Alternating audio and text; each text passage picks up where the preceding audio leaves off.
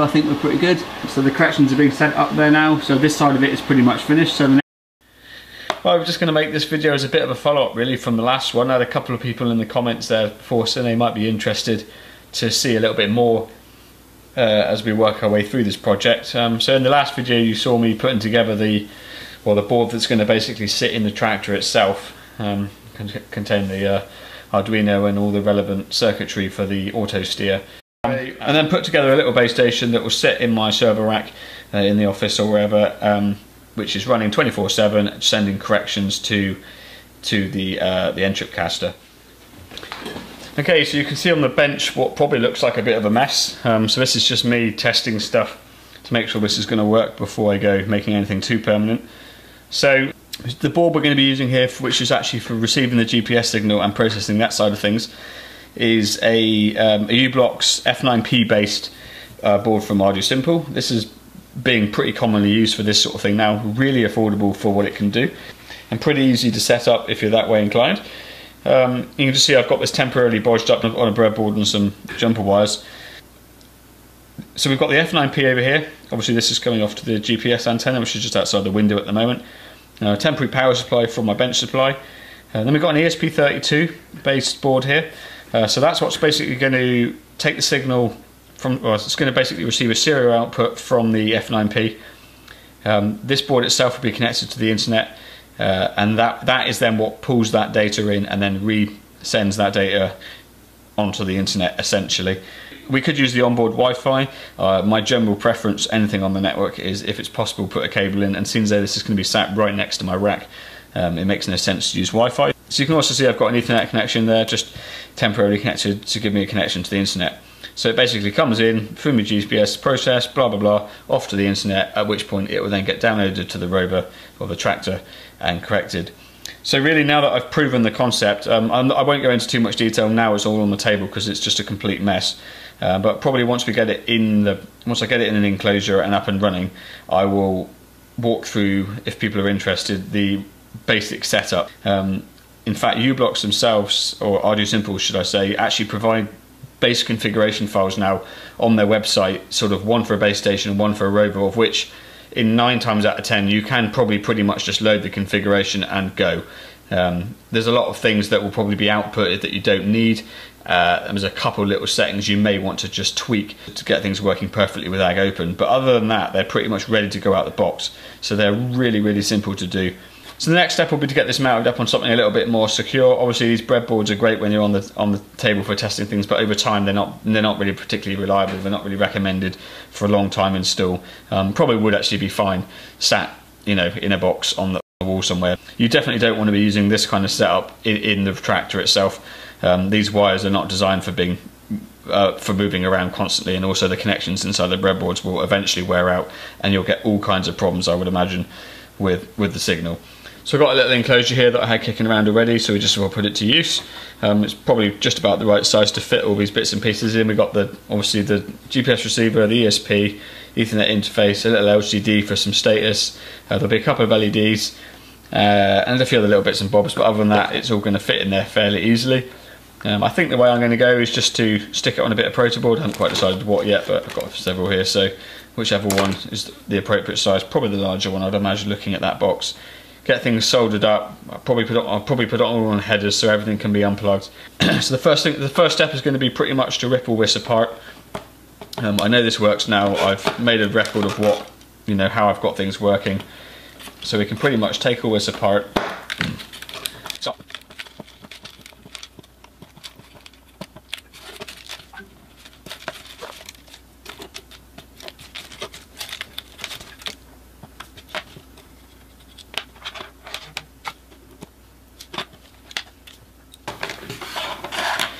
right, so we've got all the bits and pieces there now that we should need.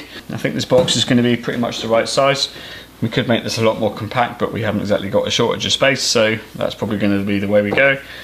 So inside the box I'm probably going to put some connectors on the outside of it, so once the lid's on this it's all sealed, and you can plug everything in externally. It should just be more reliable that way should I need to touch it in the future. So the first step is pretty much just going to be to lay out where we think we want stuff, get a rough idea for what's going on, and then we'll start mounting up headers. Guys, so hopefully you can hear me. We're up in the office now.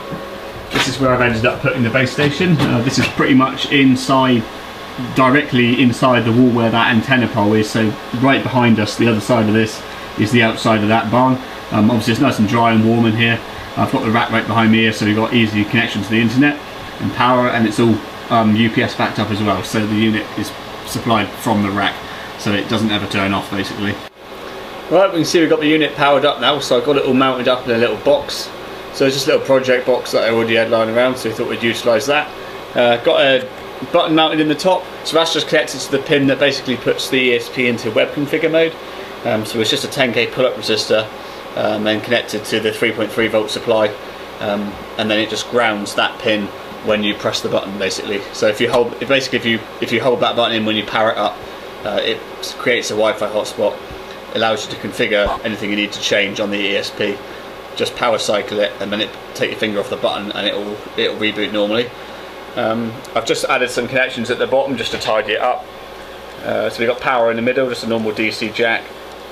Obviously the Ethernet on the left there, that just passes through, and also the antenna. I just thought that was tidier than having the cables going through grommets or whatever. So if you need to take this off the wall, it's just basically unplugging 3 cables and it will just unscrew off the wall. So you see it's powered up at the moment. Got the ESP on the left hand side there. I ended up having to do some slight modifications. I was having trouble with it being really unstable. When the F9P would load up and stuff, it would crash the ESP. I found the ESP is extremely sensitive to voltage fluctuations and stuff. So what I ended up doing was just buying a pair of voltage regulators, and you can see in the bottom left there now. So they're 3.3 volt regulators, a bunch of capacitors on the input and the output side. So I've got one is basically powering the ESP, and the other one is powering the Ethernet interface. The F9P is powered directly from 5 volt. The incoming power is coming from a power brick, which you can see up there, which is 5 volts, so that's powered directly. Since doing that, things seems to have been a bit more reliable, so if you're going to take on this, I would definitely recommend just building your own little power supply circuitry for your different components, and it seems to make things a lot more reliable. You see we've got that NeoPixel strip at the top there, that's also just connected to one of the outputs on the ESP. Basically the four colours and the LEDs result in different error codes, which you can diagnose if there's a problem. So if it's basically not picked up GPS, or it hasn't picked up any Ethernet or internet access, that type of thing.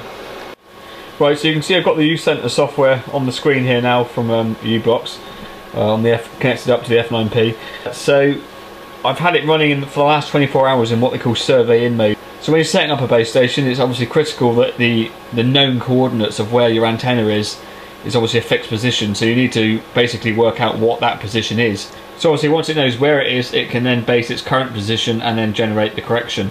So it has a facility, obviously you can manually enter the exact coordinates if you know where it is already, which is the preferred method, but if you don't, you can put it in what they call survey-in mode. So if you come into the configuration in the uCenter, if you come up view, configuration view, and then come down to they call it T mode 3 or time mode 3, you just come down there, then gives you the option to select either, well, nothing to survey in or fixed. So what I do is set it survey in for 24 hours. So what it will then do is sit for 24 hours and average out its position over those 24 hours. So I did that yesterday. You can then come in, if you go view and then messages, and then scroll down to SVIN, survey in, you can see the status of the survey in. So you can see it says successfully finished. So that's obviously now generated an average position over the last 24 hours, which is going to be fairly accurate. So what I've done now is I've made a note of the current longitude, latitude and altitude. So that's the final values it's come up with over the last 24 hours. So then I will then come in to the configuration view, time mode 3, and I will then change from survey in to fixed mode. Okay, so I've entered my current position that it's generated now after the last 24 hours of in survey mode. Obviously these settings will always be relevant, so it's good practice to have them saved somewhere. So I've entered them in here, we've selected fixed mode or mode 2. So you press send, that will send it across the receiver. Come up to configuration, save all settings, send. So that's now saved the settings, so when we reboot it should come straight back in into time mode, so we'll check that's working now. Right, so I've restarted the F9P now. I just left that plugged in to make sure it went straight into time mode like I expected, and obviously then it should start outputting its RCCM corrections on the serial one. So I've got that going into the ESP. So I've just now moved my USB cable across there to the ESP module instead of the F9P. So we've opened up the serial monitor now, and you can see it's gone through its little boot up routine. It checks the Ethernet connection, etc., and it's now sending RTCM corrections. So now it's uploading its corrections, so it just runs through that over and over. That's all it will do now until it next restarts. So the corrections are being sent to the to Snipcaster. I've refreshed there's a web interface on the Snipcaster that you can look at to check all the mount points and their current status. It's showing as active. You can actually click on a little map icon which will actually open it up in Google Maps just to prove that you're something like right, and it's appearing exactly where my antenna is, so things seem to be as they should be. So now it's pretty much ready for a rover to connect to the caster and start receiving corrections. So the F9P is fully up and running. I've run it in survey-in for 24 hours, saved those coordinates now permanently in the F9P chip, so that boots up now and instantly starts sending its RTCM corrections out over the UART1, which the ESP then picks up and then sends it to the Snipcaster, from which I can receive with whatever rover in the tractor that I'm using, which is going to be the next step. So you can see it's all up and running now. Put the cover back on. It's been running all day today and it's still going good, so I think we're pretty good. So the corrections are being sent up there now, so this side of it is pretty much finished. So the next step is going to be to put together the tractor side of the situation. So hopefully that's of interest to anyone looking to set up a RTK base station using the ESP32. Cheers guys.